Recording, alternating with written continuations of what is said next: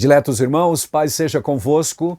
Uma vez mais quero te convidar para meditações na Palavra de Deus. Como você sabe, você que já tem nos acompanhado, e aliás agradeço e peço que inclusive você faça o compartilhamento, compartilhe nossas publicações exaustivamente, não há problema nenhum. Aliás, será benefício para algumas pessoas que ainda não conhecem ou não sabem, talvez não conheçam a palavra de Deus a contento.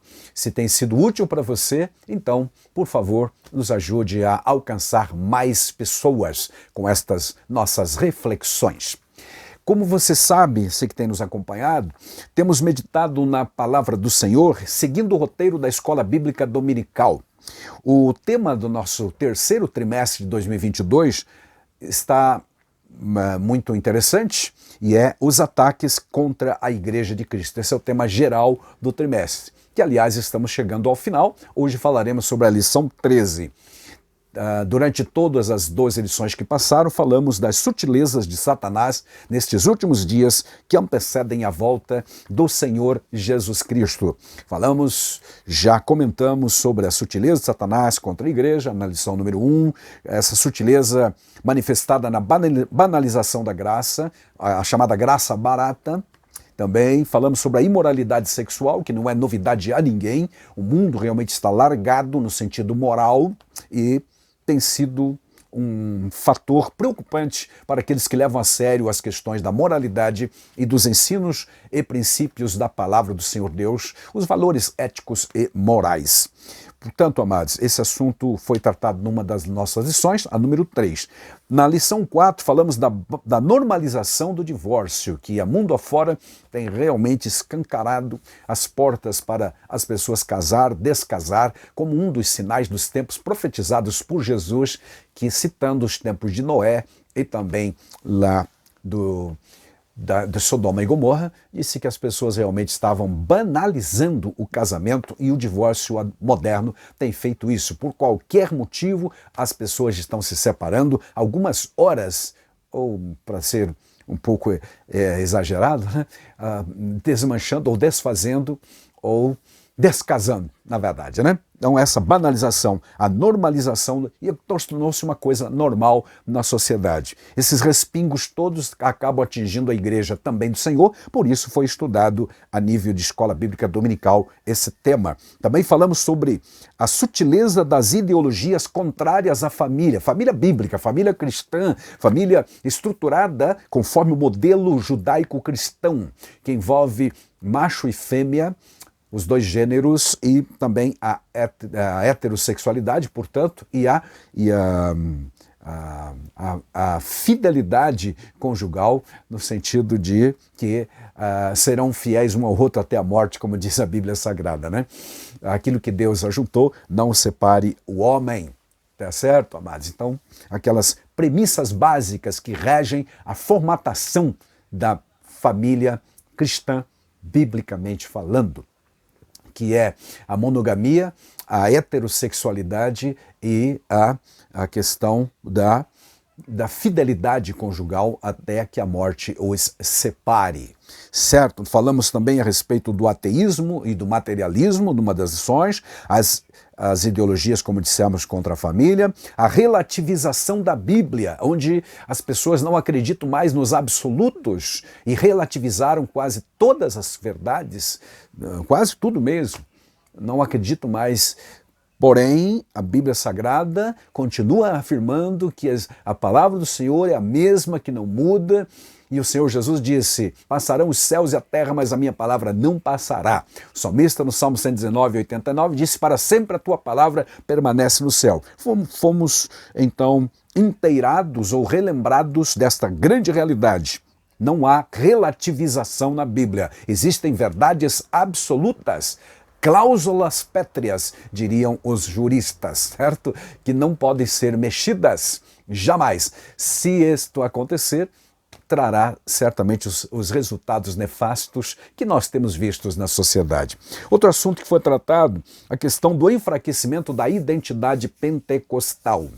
O movimento pentecostal, surgido no final do século XVIII, todo o século XIX, início do XIX, também XX, etc. E até hoje, prima pela crença real da manifestação do Espírito Santo hoje.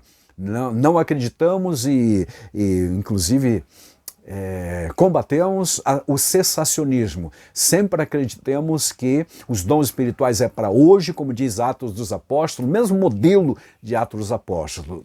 Tá? Não cessou com a primeira geração ou com o fechar da Bíblia Sagrada, o cânone sagrado. Não, nós acreditamos hoje mesmo, no século XXI, que os dons espirituais é para hoje. Todos os milagres relatados na Bíblia Sagrada poderão acontecer ainda hoje, porque o Espírito Santo é o mesmo e está conosco. E Jesus prometeu que ele viria para ficar com a igreja. E Pedro, no dia do Pentecoste, diz que essa promessa diz respeito a vós, a vossos filhos e a tantos quantos nosso Senhor chamar. Aos que estão perto, longe também. Longe no sentido geográfico, em relação ao local em que Pedro estava, mas também longe no sentido cronológico, a todos nós que vivemos hoje no século XXI. Então, falamos um pouco sobre a identidade pentecostal, enfatizando a questão do batismo no Espírito Santo e o falar em língua estranha como evidência inicial, não única, mas inicial desse batismo, que é o revestimento de poder,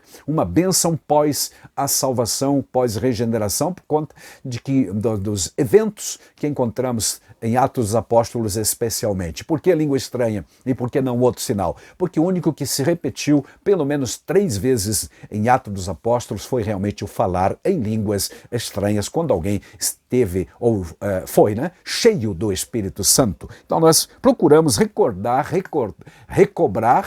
e enfatizar a doutrina dessa identidade pentecostal.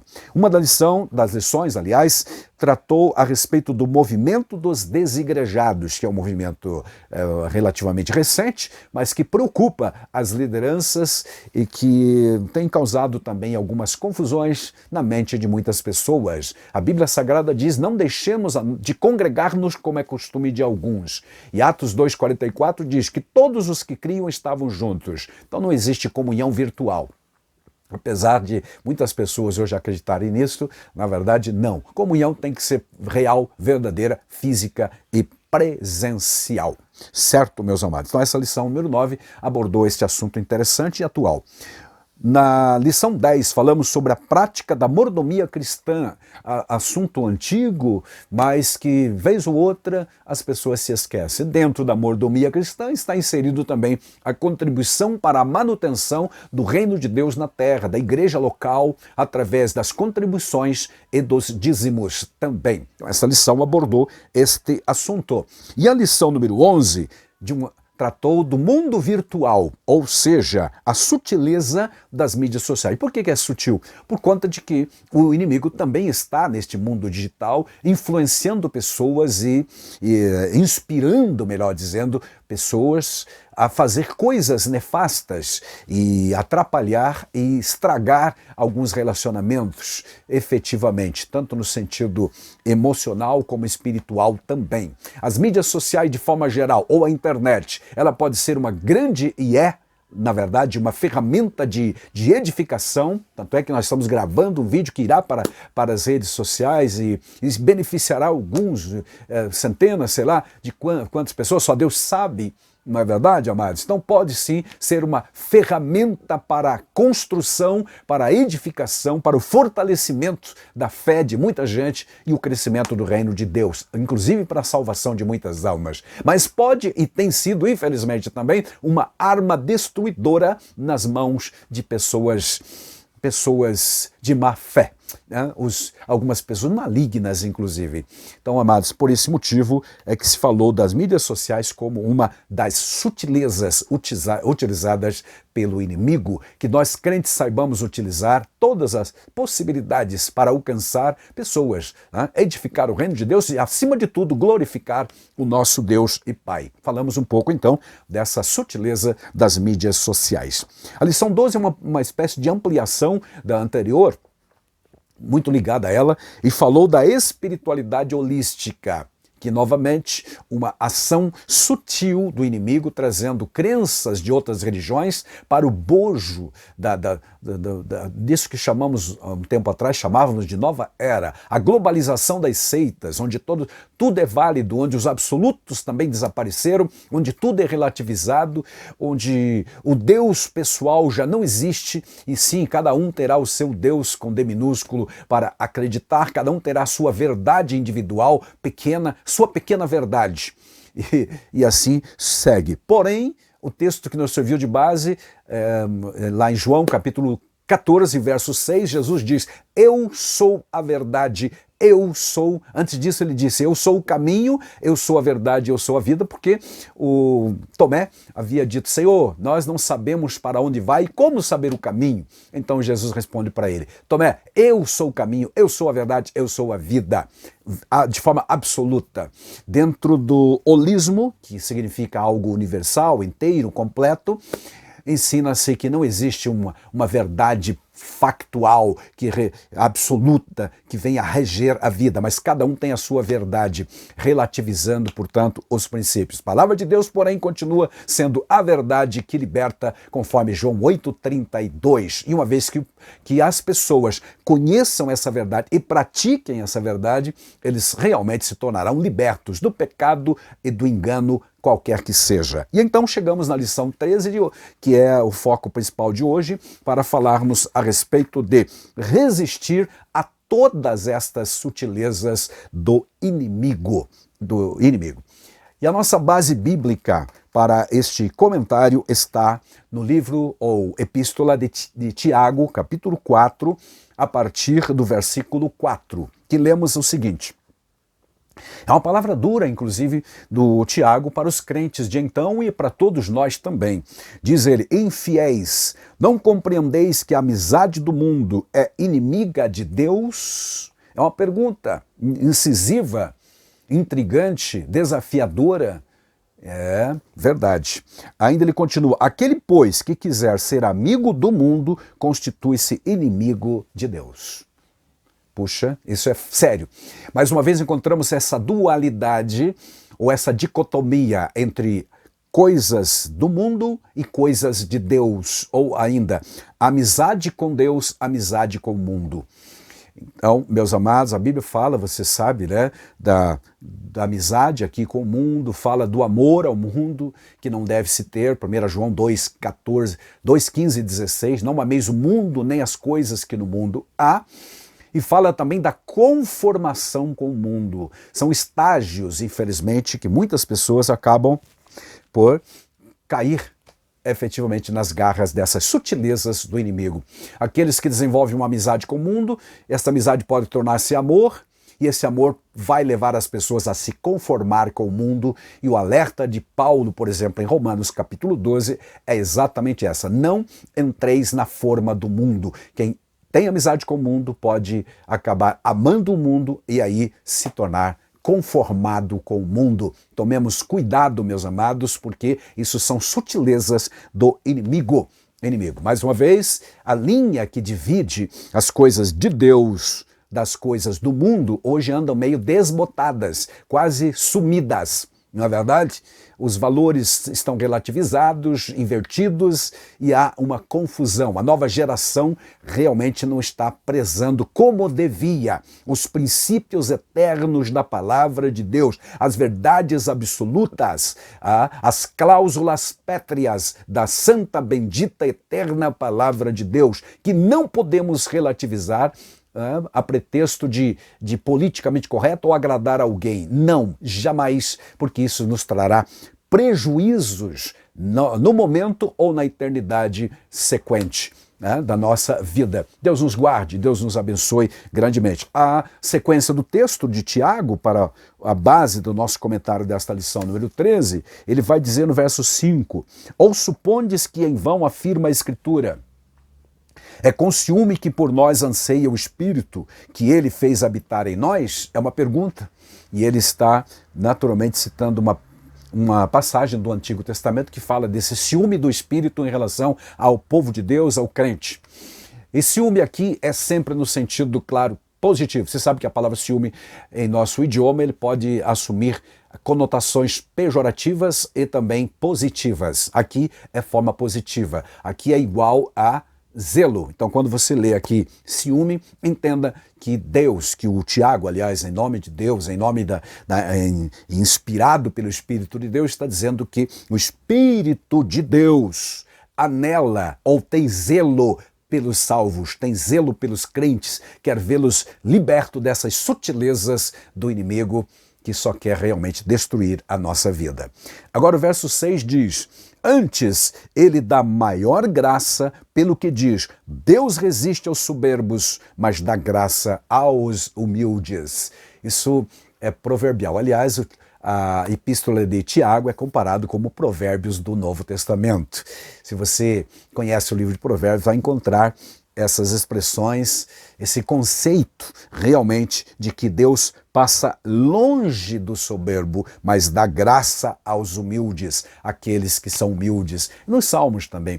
Por exemplo, Salmo 34:18 diz que Deus está perto de quem tem o coração quebrantado, mas o soberbo acha que não precisa de Deus, então Deus também não atenta para a sua vida. Quando ele se humilhar e buscar a Deus, Deus sempre se fará presente. Agora vem o versículo 7, que é o nosso texto-chave. Em nosso estudo de escola dominical, nós chamamos de texto áureo. Diz assim: sujeitai-vos, portanto, a Deus, mas resisti ao diabo e ele fugirá de vós. São coisas antagônicas, em oposição. Ou uma pessoa está sujeita ao diabo e resistindo a Deus, ou como eu e você, estamos sujeitos a Deus e aí temos condições de resistir ao diabo. Aliás, só assim podemos resistir ao diabo, porque o homem, na sua força física ou mesmo emocional ou espiritual, não conseguirá sozinho vencer o diabo.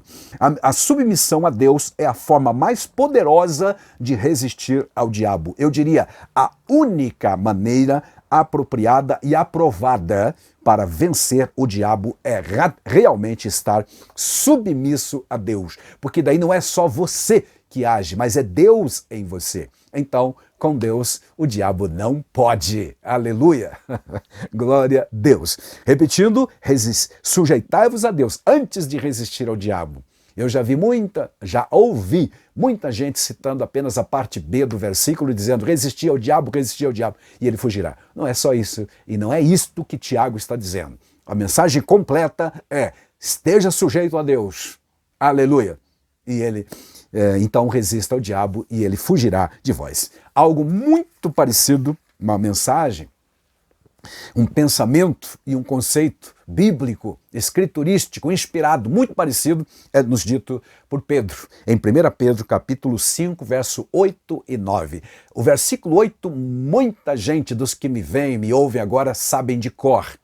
E muitos irmãos na nossa igreja e na sua igreja também. Mas o 9 a gente esquece. Então eu vou ler os dois versículos agora aqui. No verso 8 diz assim: sede sóbrios e vigilantes. O diabo, vosso adversário, anda em derredor como leão que ruge, procurando alguém para devorar. Esse versículo, repito, é muito conhecido. Agora o verso 9 diz: resisti-lhe, singular, resistir ao diabo, só tem um diabo, né? Resisti-lhe firmes na fé, certos de que sofrimentos iguais aos vossos estão se cumprindo na vossa irmandade espalhada pelo mundo. Então é um ânimo trazido pelo apóstolo Pedro para aquela geração de crentes sofredores, de perseguições, assim como a todos nós também que estamos enfrentando estas sutilezas do inimigo, estes ataques camuflados, sutis do inimigo, onde está dizendo: resista ao diabo, resista na fé, resisti-lhe firmes na fé. É muito parecido com o que Tiago escreveu, porque Tiago disse: esteja sujeito a Deus, resista ao diabo. Aqui ele diz: resista ao diabo, mas esteja firme na fé. Não adianta você estar mais ou menos firme ou abalado por alguma coisa na sua fé.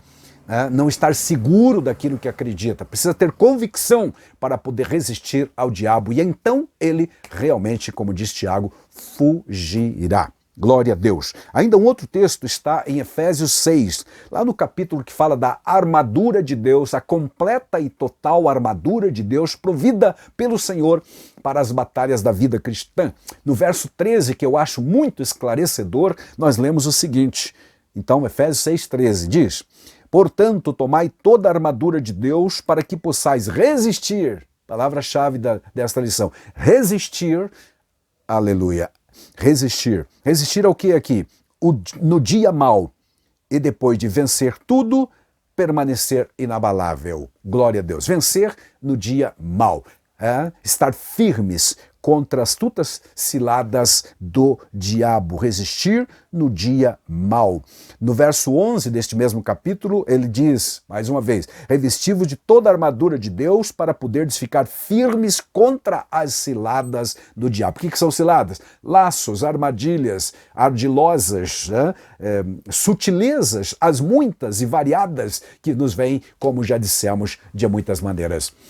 É bom lembrar aquilo que temos dito durante todo esse trimestre. O inimigo, nestes últimos tempos, especialmente aqui no Ocidente, tem agido na igreja e contra os crentes de forma geral, muito mais como tentador do que como confrontador. Ele é mais o tentador, como tentação, né, do que com confrontação.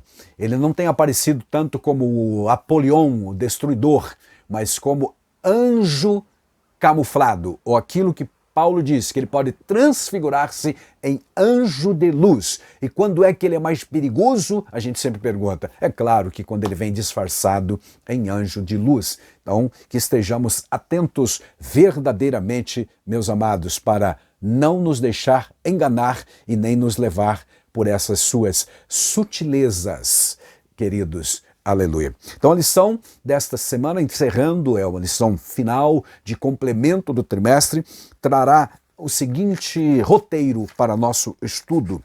Primeiramente, nós vamos lembrar que realmente a igreja genuinamente cristã, genuinamente evangélica, está sob ataque. Isso não é novidade, porque na verdade se alguém não se sentir atacado pelo inimigo, também não vai se defender e não vai resistir. Para que resistir se eu não estou sentindo que estou sendo atacado? Então é preciso ter consciência de que estamos no mundo, não somos do mundo, e que somos estranhos, peregrinos aqui e que estamos sendo atacados. Certo, meus queridos? E o intento sutil do inimigo com essas sutilezas é exatamente desvirtuar, diluir o poder da palavra e do testemunho do crente e também procurar desviar a igreja do seu propósito maior, que é ser missionária, ou melhor, o crente ser uma testemunha viva de Jesus Cristo neste tempo que vivemos. Em qualquer tempo, aliás, mas muito mais de forma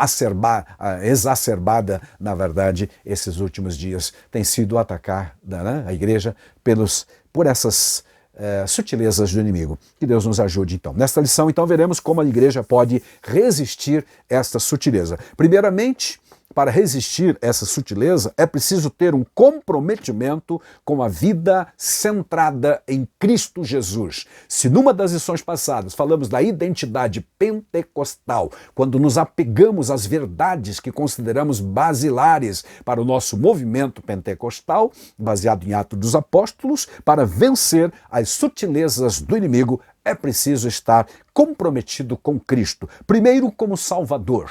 Cristo Jesus veio ao mundo na sua missão principal para ser o Salvador.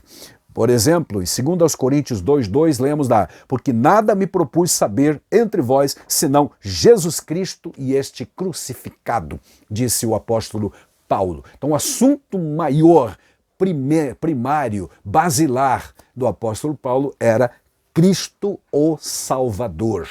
Porque o que o homem precisa primordialmente é da salvação, e esta salvação só existe em Cristo Jesus. Estar comprometido com Cristo é o que nos dá base. Por exemplo, em Atos capítulo 4 você vai encontrar os discípulos sendo acusados, ou melhor, entrevistados, e estavam presos, na verdade. Foram trazidos da prisão para algumas entrevistas e tentar se justificar ou apresentar, melhor dizendo, as suas justificações, porque estavam pregando no nome de Jesus. E o Pedro diz no capítulo 4, verso 12, dizendo: não há outro nome dado entre os homens pelo qual importa que sejamos salvos. Então, o nome de Cristo é o único dado por Deus para a humanidade, para a salvação. Certo, queridos? Eles tinham esta convicção. Então, precisamos ter comprometimento verdadeiramente com exclusividade. O nome de Cristo exige essa exclusividade. Cristo também era o centro da mensagem de Pedro, lá em Atos capítulo 8. Filipe, por exemplo, é apresentado também trazendo uma mensagem cristocêntrica, ou seja, pregando a Cristo como o Salvador. Hoje que nós vivemos um tempo em que mais se fala e se prega sobre o antropocentrismo, ou seja, as mensagens centralizadas no ser humano, nesse humanismo secular que invadiu muitos arraiais dos santos por aí afora, onde o homem é colocado no centro e não mais Deus, é importante reafirmar, para que possamos resistir às sutilezas do inimigo, é preciso estar apegado firmemente à verdade única. Só existe um Salvador, ele é Jesus, o único mediador entre Deus e os homens. Cristo primeiro como Salvador, mas também como Senhor. E ele só vai ser Senhor de quem primeiro ele é Salvador.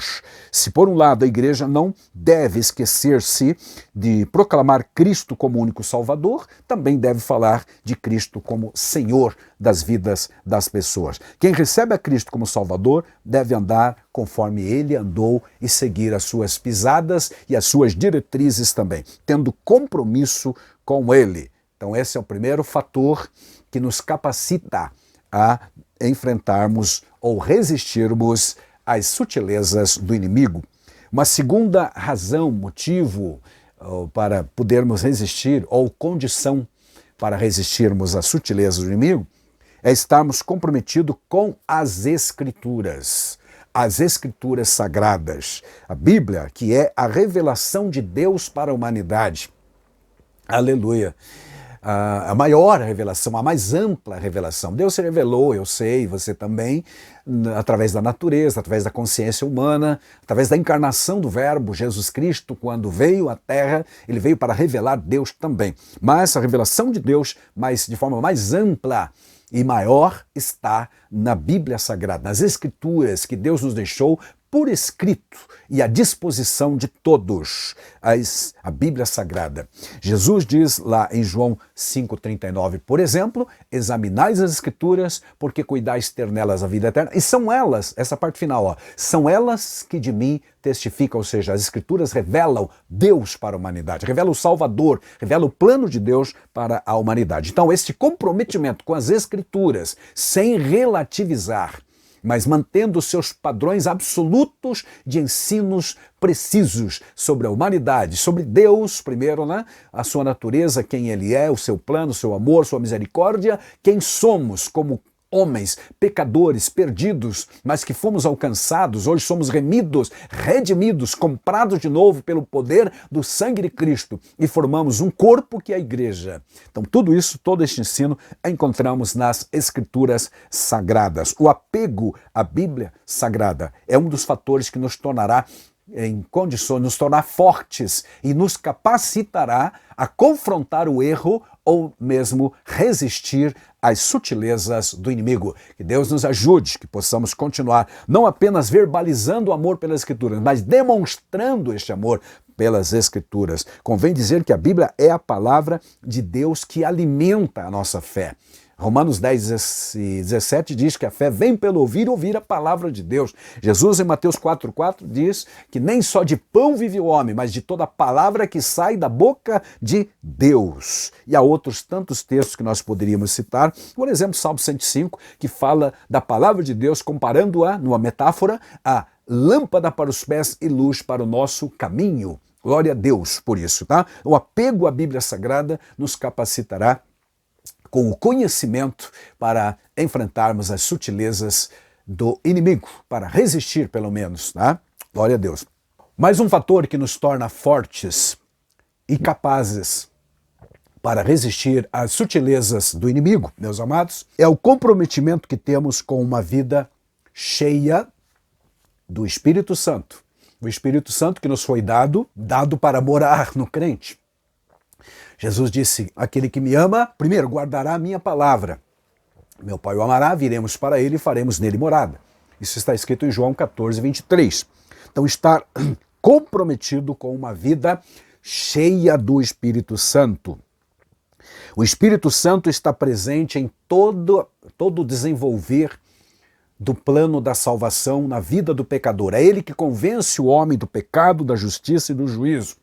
Por exemplo, para ser salvo, é ele que nos enche para, então, sermos usados com os dons espirituais. E a Bíblia Sagrada vai dizer: enchei-vos do Espírito, em Efésios 5 e 18. Não encham-se com as coisas do mundo, com vinho, não embriaguem-se, mas sejam cheios do Espírito Santo, certo? Para que também possamos fazer as coisas que Deus quer que a gente faça, direcionados pelo Espírito Santo. Aleluia. Em Atos 1 e 8 está escrito: descerá sobre vós o Espírito Santo e ser-me-eis testemunha. Então, para testemunhar, para viver a realidade cristã e testemunhar de Deus para a humanidade, é preciso estar cheio do Espírito Santo. Nós entendemos como o revestimento do Espírito Santo. Não é bem o batismo com o Espírito Santo, mas estar cheio do Espírito é estar tomado pelo Espírito Santo. Esse comprometimento com uma vida cheia do Espírito. Só estes poderão efetivamente, primeiro, identificar as sutilezas do inimigo, segundo, resisti-las e combatê-las, substituindo, derrotando-as, vamos dizer assim, né? Expulsando, suprimindo esses ataques maléficos camuflados. Que Deus nos ajude, que mantenhamos a nossa vida cheia do Espírito Santo.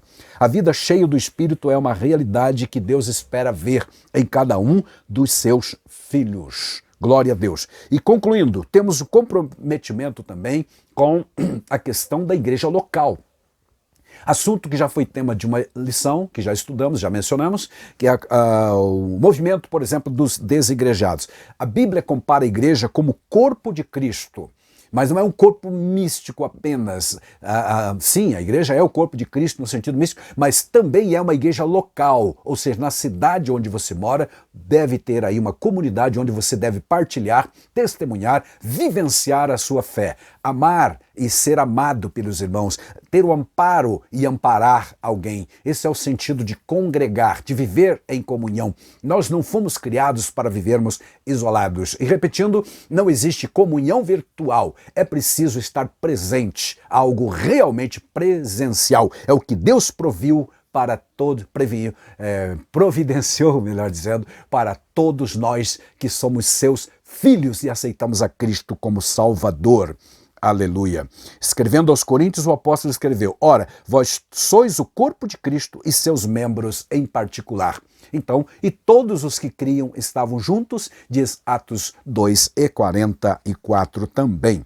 E lá em 1 Coríntios 3,16, Paulo pergunta: você não sabe que são templo do Espírito Santo e que o Espírito de Deus habita em vós? Então o Espírito de Deus está em você e eu devo ter comprometimento com a igreja local. O lugar e a importância de cada membro da igreja. É importante ter essa visão espiritual de que eu faço parte do corpo, que eu sou importante para o funcionamento saudável da igreja como uma comunidade terapêutica, como dizem alguns estudiosos mais recentemente. Tá?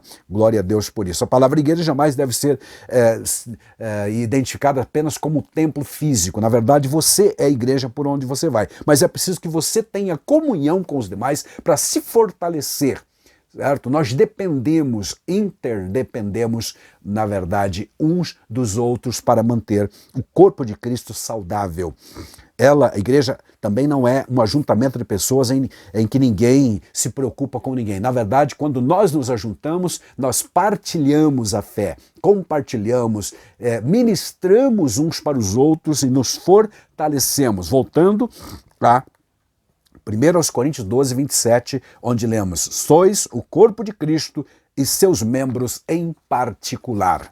Amados, encerrando esse trimestre, é bom lembrar que há muitas dessas sutilezas utilizadas pelo inimigo para atacar a sua igreja de forma geral e ao crente individualmente. E ao chegar ao final desta lição, nós precisamos recordar que o nosso propósito aqui aleluia, é viver para Deus, é vivermos essa comunhão verdadeira que expresse o amor de Cristo.